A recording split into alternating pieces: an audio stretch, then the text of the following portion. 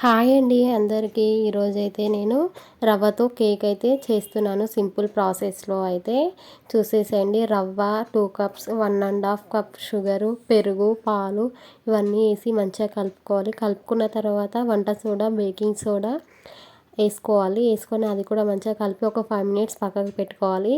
Butter వేసుకొని ఒక paper వేసుకొని టిఫిన్ బాక్స్ అయితే పెట్టి అందులో ఈ కలుపుకున్న మిశ్రమాన్ని మొత్తం అందులో బ్యాటర్ని అయితే వేసేసుకోవాలి. వేసి ముందుగా అయితే నేను బగోని పెట్టి హీట్ చేసుకున్నాను. ఒక 10 మినిట్స్ అయితే బాగా హీట్ అయిన తర్వాత ఈ బ్యాటర్ని అయితే అందులో పెట్టేసి 45 మినిట్స్ అయితే మూత పెట్టేసుకోవాలి. మధ్య మధ్యలో ఒక 10 మినిట్స్ కల్లా చూస్తూ ఉండాలి కుక్ అవుతుందా లేదా అని.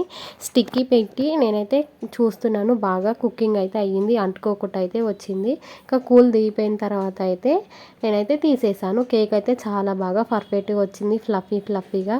మా పిల్లలు అయితే చాలా ఇష్టంగా తిన్నారు. లైక్ అండ్ సబ్స్క్రైబ్ చేసుకోండి నా ఛానల్ని, అక్షితాస్ రియల్ వరల్డ్ ఛానల్.